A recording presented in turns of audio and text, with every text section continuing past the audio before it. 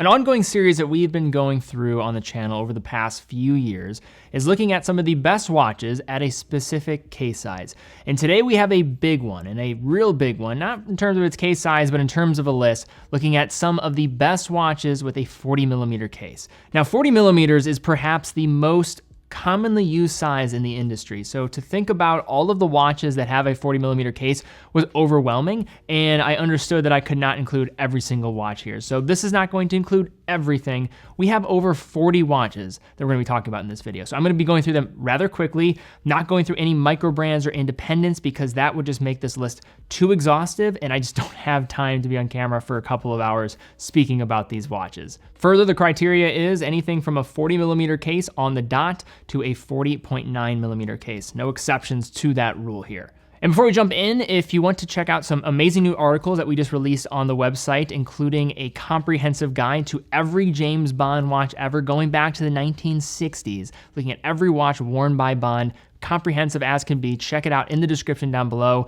We also have a comprehensive guide to moon phase watches and 24 different ones that you can consider in 2024. And finally, we also have a new article talking about the Dirty Dozen, the story of the 12 Swiss brands that were providing watches to the British military in World War II. If you want to read those articles and a lot more on our website, check the link in the description. So we're gonna go mostly in ascending order. It might be a little bit back and forth depending on some of the brands and their price and positioning, but generally speaking, going to ascend in price. To kick us off, we look at the most inexpensive watch on the list with the Timex Marlin Automatic. So the Timex Marlin first, back in the 1960s, was released, but then reintroduced in 2017, if you probably remember, that mechanical hand winding option. And I would say this was the change of the direction of Timex when this was unveiled. Shortly thereafter, they released the automatic version. You have a 40mm case, 13mm in thickness, 47.8mm lug to lug, and then an automatic Miyota caliber on the inside with an acrylic crystal. Classic mid-20th century design, expanding off of what that model DNA was from the hand winding version, expanding it out to 40mm, wearing entirely different, and also approaching the general design differently as well. At the top of the list of some of the best watches around and under $500, you have to mention Seiko, and I think at the top of that list, or near the top of the list, is the Seiko Cocktail Time family. These watches fall underneath the Presage line and has some different case sizes you can choose from, but I would say most people associate the 40.5mm case diameter with the line. From there, you have a rounded bulbous type of case profile that extends to the crystal with its 12mm of thickness, lug to lug of 47.2mm. Not the smallest of dress watches, and really the smallest of Seiko watches in general. This actually wears, I would say, pretty accurate to the size of 40.5mm, if not slightly smaller. Now, the story of these watches goes back to 2010. They were designed and launched as a way to draw influence to different cocktails. They collaborated with a Shibuya Tokyo mixologist, Shinobu Ishigaki, to quickly expand out a variety of different dial colors and styles. From there, these have become some of the most beloved models from Seiko, and a great way to get one of the best looking dials for its price segment. Moving along to another Japanese brand, this is a new addition to the Tsyuosa family, the Citizen Tsyuosa small seconds. I am a big fan of this new direction that they've taken with the design of these pieces. You have a 40mm case, so remains from the previous traditional three-hand versions. Case across the board, generally the same. There were some mild updates to the bracelet as well as the crown position, but for the most part, wears relatively true to size, if not slightly larger, but pretty true to size given how these are going to break at that end length straight down in the wrist. Water resistance of 50 meters, so slightly behind some of the competition with the integrated trend, but on the inside, Miyota 8 series caliber. This is the 8322A. What's cool about this one, 60 hours of power reserve compared to just over 40 for the previous iterations, and then topped off with a guilloche pattern dial with that small seconds indication with a variety of different dial colors to choose from. So there's not one specific case size that I would classify the Hamilton Khaki Fields as, because there are different iterations, but if I had to pick one, I would say it's 38mm. So to see a field watch from Hamilton that falls at 40mm, not as frequently seen. So here we have the Hamilton Khaki Field King. So this is a day-date orientation to the Khaki Field automatic line, 40mm case, Relatively similar across the board in terms of its dimension set from there though. 11.5 millimeters, does have a longer lug-to-lug extended length of the case at 49.5 millimeters. If you're familiar with the 38 millimeter versions, those are running in the 47 millimeter range, so it is going to be longer across the wrist. On the inside is the Hamilton H40. This is based off the ETA 28-34-2, extended power reserve of 80 hours, day-date display, classic military field design to go along with it, and also worn by Dr. House in the series House. Now we move to two Tissot watches at 40 millimeters, and we start with one that probably doesn't need much of an introduction. We have the Tissot PRX. This is a model that has become so crucial for the sub $1,000 category in the last few years. Started with a 40 millimeter case. If you remember the C-Star original reference that this was based off of, it was actually a 35 millimeter, which is also now a case size that you can get these watches in, both in quartz as well with the Powermatic calibers on the inside.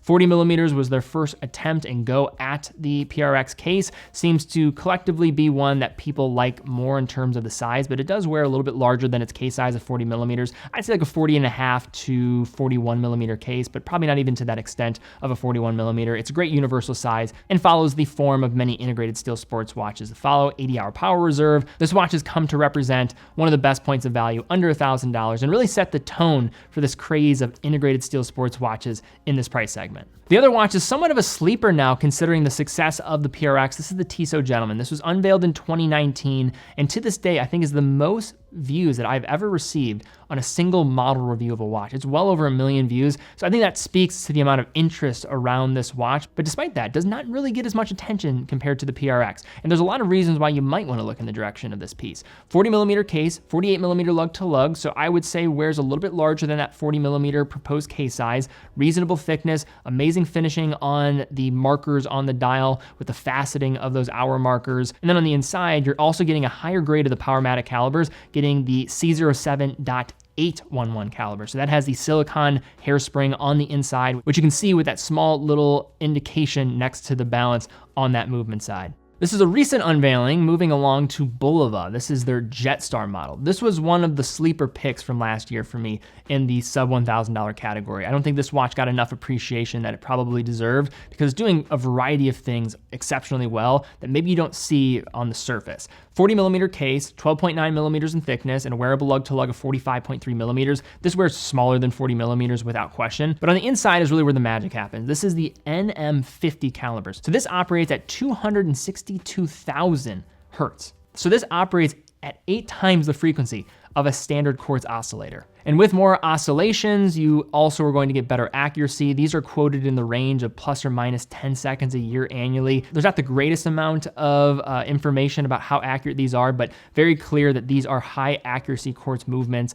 And also on the flip side, looking at the design and the approach, you have a watch that's directly pulled out from the mid 20th century and its retro styling. It also has a second hand that moves really smoothly, only probably being bested by the spring drive from Grand Seiko. Moving along, we have a brand that I would say is one of the most underestimated in the industry. Here, though, the entry position to the brand with the Frederique Constant Classics Index. So this is a watch just over $1,000, 40 millimeter dress watch, lug to lug of 46.5 millimeters. Let's speak what this watch is. It is simply a watch that can do pretty much anything from the dress category and be more of an everyday, more proper dressed up watch in this price segment.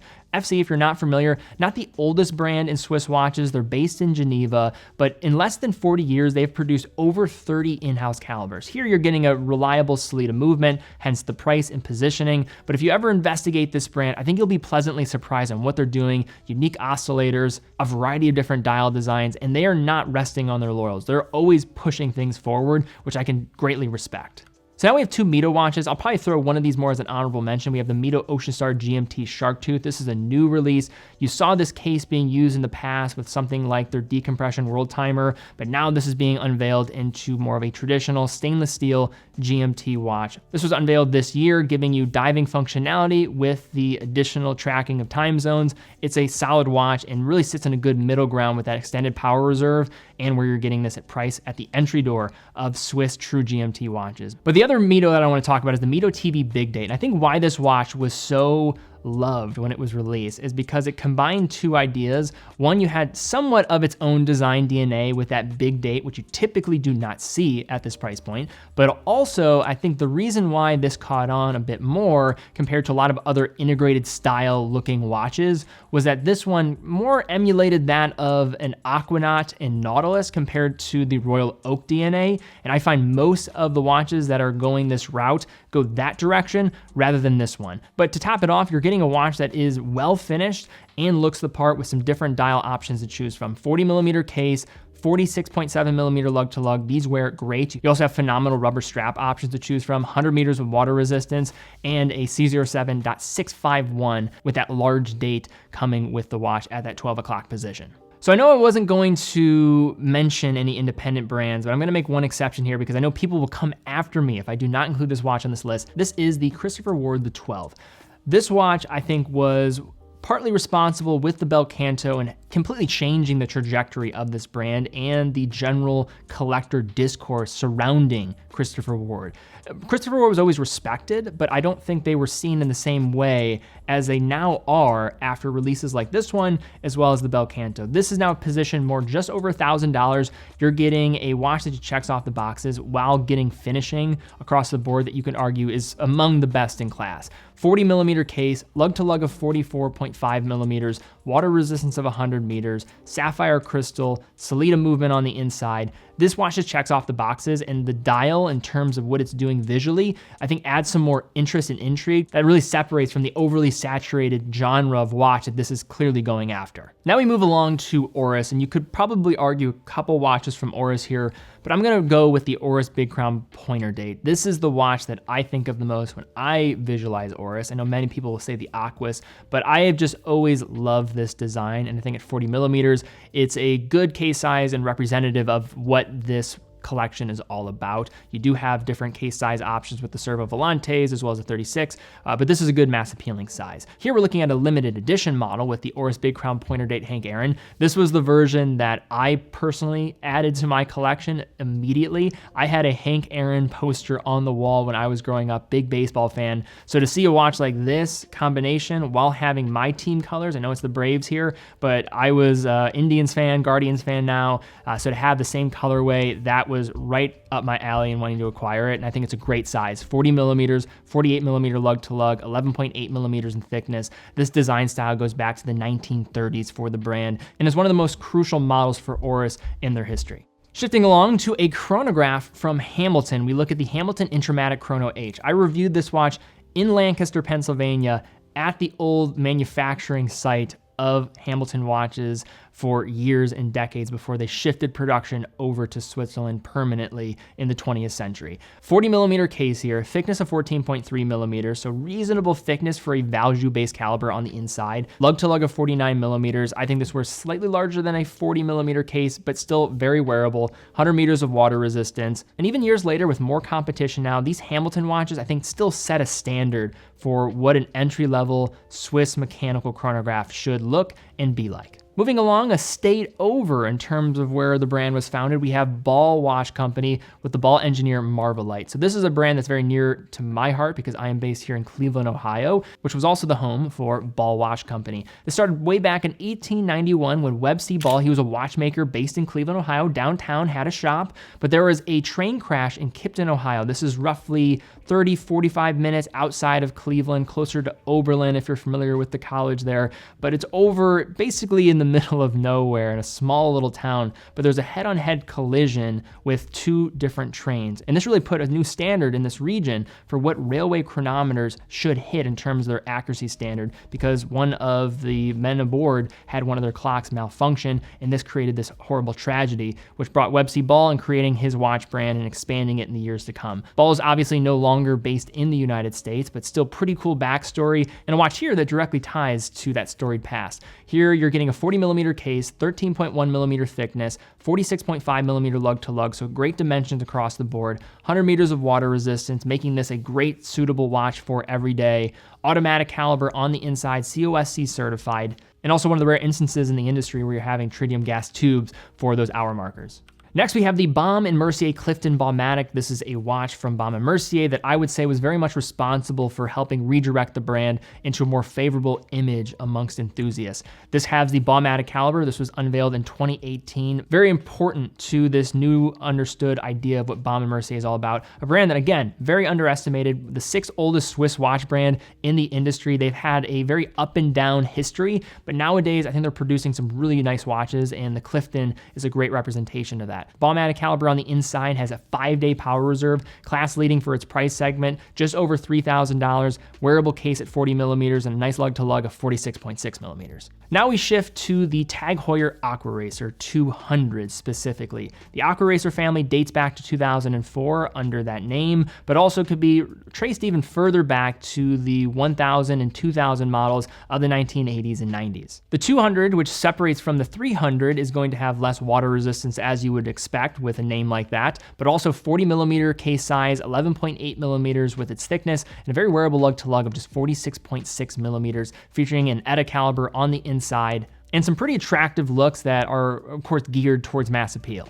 Moving to our next watch, we have the IWC Mark XX. So this was unveiled in the tail end of 2022 as a successor to the Mark XVIII. So we skipped the whole number, but it came with a few different updates. It remains at a 40 millimeter size, but also going to be changed in a few areas that I think probably was more in line with what collectors were requesting. For one, you're getting a longer power reserve for this movement on the inside, the 32111 with a 5-day power reserve, extended water resistance at 100 meters, and then also going to have a more compact lug to lug of 49 millimeters. The previous Mark XVIII was getting closer when you're at that farthest endpoint to around 51 millimeters, so shaving off almost 2 millimeters of that length of the case, and looking back to the classic 1930s and 1940s design that really allowed IWC to elevate itself as a pioneer of aviation timepieces. Speaking of pioneers of aviation timepieces, now we have the Breitling Chronomat GMT. This is a watch that, honestly, seeing it in person and being able to handle it on the wrist, you start to get way more appreciation for it. On the surface, you're like, I don't know if this design is gonna work for me, but this is one of the most versatile, do-it-all everyday watches that you can get from Breitling. And I think the history behind the Chronomat is not talked about enough. You know about the Rouleau bracelet, which I would argue is one of the coolest and most wearable and comfortable bracelets in the entire industry. There is nothing else like it. But for this version, it's one of the rare instances where you're getting a 40 millimeter case from Breitling, 47.4 millimeter lug to lug, reasonable thickness at 11.7 millimeters, GMT movement on the inside. It does have an ETA-based caliber, but it is COSC certified. The design style that you're seeing here is mostly tracing to the 1980s, 1984 specifically, where you're going to see this rotating bezel and getting those rider tabs at the every 15-minute marker. What this was designed to do is, one, it was easier to grip when you're dealing with flight and aviation. This watch was actually designed with Italian demonstration pilots. But another key element to the design was how these rider tabs were going to be seated above the crystal. So the crystal could also be protected from any of the turbulence that can happen when in the air aboard some of these fighter jets. Another watch from Breitling that is one of my personal favorites is the Breitling B09. You could basically pick whatever dial color you'd like. You have a silver white dial, you have the champagne dial, but I think the fan favorite mostly is the pistachio green. Very striking color of green, and one of the most wearable chronographs on the market, and especially from Breitling. You're still getting 100 meters of water resistance, 40 millimeter case, 13.5 millimeter thickness, and then a lug to lug of 47.2 millimeters. This falls in this genre of dress chronograph and is just thin enough to be able to slide under dress cuffs because of the manual wound B09 caliber on the inside, which is also COSC certified, which some people might not realize because it's not aggressively pointed out by the brand. Now, one of the brands that definitely uses a lot of 40 millimeter cases is Grand Seiko, and they have a few different pillars where you can look at a 40 millimeter case. One I want to talk about, and maybe just look at some of the highlights here rather than going through every single watch, is looking at their higher end 9S-A5 powered watches, or if you're looking at their spring drive versions, the 9R-A2. So this is where you're looking at things like the white birch, or maybe something like the Lake Sua. I'm going to mention the Grand Seiko White Birch. This is the SLGH005. It's a watch I personally own, absolutely love it. Case diameter of 40 millimeters, 11.7 millimeters in thickness, lug to lug of 47 millimeters, and a water resistance rating of 100 meters. So these are just these perfect middle ground of everyday watches. On the inside, you're getting this 9 years of development that came with the caliber of the 9S-A5, dual impulse escapement, one of the only standardized production new escapement concepts in the last 100 years millimeters. The only one that springs to mind beyond that is the coaxial, at least at this level of production, and took a ton of time to develop. I mentioned 9 years, and also was done in tandem with the opening of the Shizuku Ishii studio. This was the prize jewel that came out of that studio in many ways, and was really an opening of a new era for Grand Seiko and their mechanical watchmaking. 80-hour power reserve for a 5 hertz movement is unheard of, and it's an absolute joy to wear. Another watch I'll talk about, this is more to the entry-level position with their spring drive collection. This is the SBGA 465. At the time of recording this video, this is where you get in at that entry door for a spring drive watch. Under $5,000. This has the 9R65, the same movement you're going to find in many of the Four Seasons models, as well as bestsellers like the Snowflake. For that, you're also getting a pretty reasonable size case at 40 millimeters, thickness of 12.3 millimeters, and a lug-to-lug of 46.6 millimeters, 9R65 using spring drive technology, 72 hours of power reserve, taking the great middle ground of mechanical watchmaking with its power source, and then quartz oscillation with its ability to have accuracy and not be affected by positional error. This is a masterclass in engineering and a watch that, if it does connect with you, I think this is one of the greatest points of value from Grand Seiko. Further though, we have to talk about the 62GS case. I think the best representation of this is the Four Seasons collection. So you have the SBGH 271, this is the Rika summer model, the SBGH 273, the autumn, the SBGA 413, also known as the spring with this pink silver dial, and then also the winter, the SBGA 415. These are some of the most mass appealing cases from Grand Seiko, with the 62GS case not having the traditional bezel and having the crystal pop up from that case structure, and having these very aggressive facets to the case. These wear more like a 39 millimeter on wrist. And then two other areas that I'm just going to call attention to very quickly, the SBGP models. These are quartz powered 9F calibers coming in a really reasonable price range with what you're getting with the 9F quartz. Some of the best finished quartz movements. And I know when you talk about finishing with quartz movements, the standard isn't high, but if you've ever seen how these are put together, it is remarkable. 10 seconds a year in terms of accuracy, beautifully finished, and a lot that goes into these that many people don't expect. There are more components in a 9F quartz than some mechanical watches on the market, while also getting that tremendous upside of accuracy to go along with it. And I know many people talk about Grand Seiko sports pieces and say there's not many for more medium-sized wrists. Here's one example of that. This is the SBG 255 and 257. These are 40.5 millimeter case, ceramic bezel GMT watches with 200 meters of water resistance. Yes, they're a little bit thicker at 14.6 millimeters, but you get the 9R66 caliber on the inside with that 72-hour power reserve and some different bezel dial color options to choose from, green and blue here being showcased. Now we have the Zenith Pilot. This was released last year at Watches and Wonders 2023, one of the sleeper picks, I think, from that show. You're getting a couple different dial options to choose from, starting in that 7,800 range to just under 10,000, depending on that case option. 40 millimeter case, wears a little bit longer across the wrist compared to that of the Mark XX, but still reasonably wearable. 13.3 millimeters in thickness, 100 meters of water resistance, checking off the box of being an everyday piece. Also one of the rare instances where you're going to have a El Primero caliber in a 3-hand watch. Now, I talked about Grand Seiko having many watches at 40 millimeters. Another brand that obviously has a ton of watches at 40 millimeters is Rolex. I'm gonna go through these a little bit quickly. I think many of us know these names. One that I'll kick off the list with, this is probably my personal favorite sports watch from Rolex. This is the Rolex GMT-Master II 12610 BLRO. So this is the Pepsi bezel. Here we have it on a Jubilee bracelet. I think this configuration is the best in my opinion, but that is just my opinion. 40 millimeters for the diameter, thickness of 11.9 millimeters.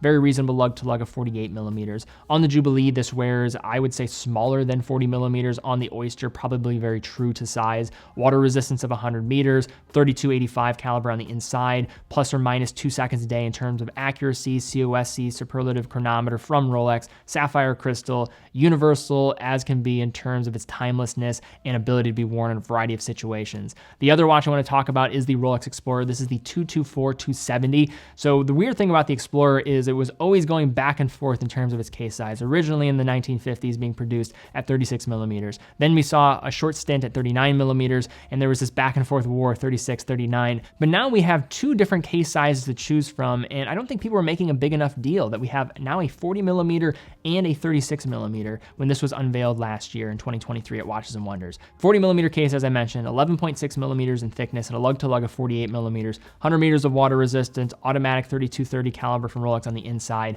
and a watch that now sets the mold for what the future is for the Explorer, where you have two different options where everybody can be happy and there's no longer fights about what case size is better, everybody can have what they want. And I think 40 millimeters is a good size and middle ground. Some people might say the 39 is better. That could be the only thing that some might argue, but I think it's a good mix. We have 36 and 40 millimeters. Another watch that needs to be on this list is the Rolex Daytona. This is the 126-500. This was unveiled last year at Watches and Wonders. This watch took some minor updates and added it to the equation. Remains as the 40 millimeter case, but the case did get restructured slightly. Also, the markers, the perimeters around those registers and the bezel are all thinned out, but on the inside you have the new 4131 caliber from Rolex, still getting 100 meters of water resistance. This is one of the most universally wearable watches on the market. The updates to this latest reference might add a bit more to its bolstered presence across the wrist, but still incredibly wearable. And then the other watch that I'd mentioned from Rolex, I have an honorable mention here too with the Yachtmaster 40 at two-tone, but I think this watch is probably more emblematic of 40 millimeters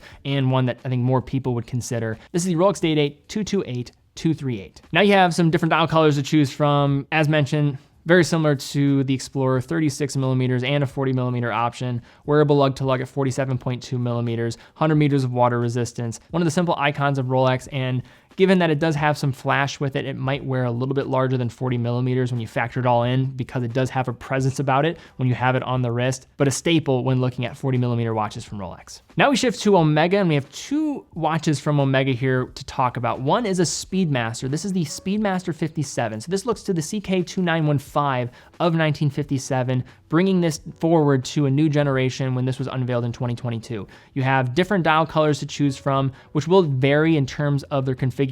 For the dial color options that are more playful and colorful, those are going to have a different layout for its lume as well as its markers on the dial being raised, rather than the sandwich style that you'll see with the black dial, which probably that more directly emulates the past. Despite these being a 40.5 millimeter case, I would say these were actually a little bit larger than the Professional at 42 millimeters, so weird how that works. But the lug to lug is the main reason for this. These are thinner than the Professional, but also going to be a little bit longer, so it creates a different wearing dimension set. 9900 series calibers on the inside, beautiful looking watches across the board, and one that looks to probably not the most commonly considered era of the Speedmaster family, where, as we forget sometimes, that these watches were first intended for motorsport before they were ever intended to go beyond the Earth's atmosphere. And then the other watch from Omega is the Omega DeVille Prestige. Now you think of all the four pillars of Omega. You have the Seamaster, Speedmaster, Constellation, and then DeVille. This is one of those four pillars of the brand and very important in a variety of markets around the globe, but this is not considered much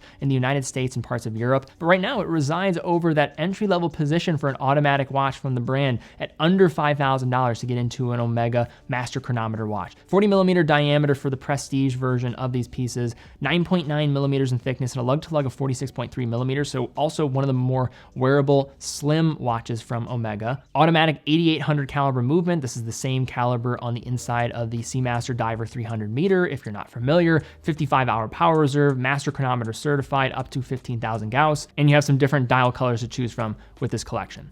Moving along to a watch that's not the conventional 40 millimeters, but it's still on paper, is a diameter of 40 millimeters, so we include it here. This is the Bulgari Octo Finissimo. So this was released in 2014, and I would say helped shape the brand's current position of always chasing thinner and thinner and thinner. This is unlike any other watch before it with its styling. Very thin at 5.15 millimeters in thickness, lug to lug of 46.5 millimeters, but if you've ever worn these watches, they do wear large and distinct across the wrist. They're not going to be the smallest of watches and is going to create quite a presence on the wrist because of its unorthodox approach. On the inside for the movements, you have the Bulgari 128 caliber, so these are micro rotor movements, very nice looking calibers for the price segment. Moving along to Glasuta with the Glasuta Original Panamatic Lunar. This is one of my favorite watches from Glasuta Original. The use of negative space, the value for money that you're getting here with this engraved balance cock that's hand finished by an artisan in Glasuta. Also, these watches double the Glasuta standard, which calls for 50% of the watch's components value to be produced in Glasuta.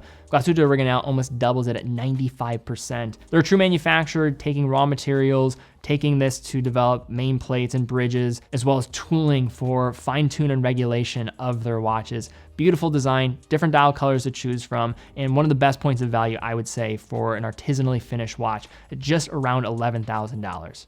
A similar lane now from Switzerland, we have JLC with the Master Control calendar chronograph. The Master Control collection actually dates back to the 1990s and 1992, and I think many people think about the ultra-thin line within the Master collection, but there are two key pillars, with the Master Control being more of a casual take and taking design that's still, I would say, wearable in a wide variety of instances, and also being suitable when, well, I guess wearing a suit. 40 millimeters for its case size here, calendar chronograph orientation, so one of the entry-level positions I would argue for a brand of this level of prestige to get into that complication combination. 11.9 millimeters in thickness, 47.5 millimeter lug to lug, and on the inside is the JLC 759 caliber. For our next piece, one of my personal favorites, this is the Vacheron Constantin Historique American 1921. Available in 36 millimeter case and a 40 millimeter case. 40 millimeters is probably the case most people will consider nowadays, but it is a simply stunning watch. There's nothing else like this design. There's a surrealist type of approach with this watch that I love. It feels, someone once said this looked like an Alice in Wonderland watch, and it's such an accurate representation. It's zany with class. 4400 caliber on the inside, beautiful looking movement,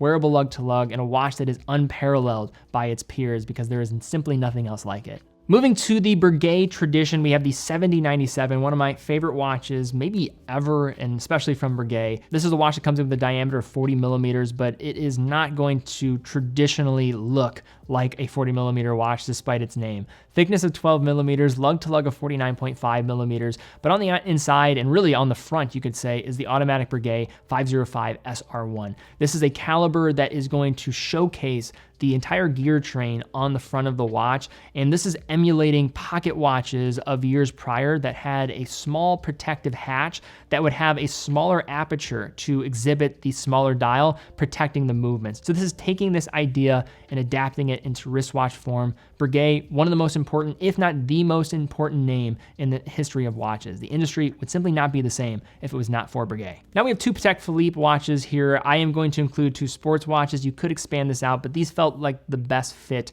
for a video like this, and also general interest nowadays from the brand. You have the Aquanaut, the 5167A. This is the entry-level position from the brand, coming right in at the criteria, getting a little bit close to the 41 millimeter case, but this is at 40.8 millimeters. But if you've ever tried these watches on, they wear much more compact, and especially compared to the Nautilus. You have also, with the benefit of the rubber strap configuration, I think allowing these to wear even more reasonable and compact on the wrist if that's what you're going for. 46.7 millimeters across when it comes to the length of the case and the lug to lug end, 8.1 millimeters in thickness. On the inside of the automatic 26330 ST caliber, beautiful Côte de Genève finish on the bridges, stylized rotor. 1997, the first Aquanaut was unveiled and really set up a new pillar within their collection and one of the storied releases in the last few decades from the brand. The other watch I want to mention is a steel version of the Nautilus. Now with there no longer being a 5711, this is one of the watches that springs to mind and kind of filling the void, not directly, but potentially here for a video like this. And I wanted to include one Nautilus.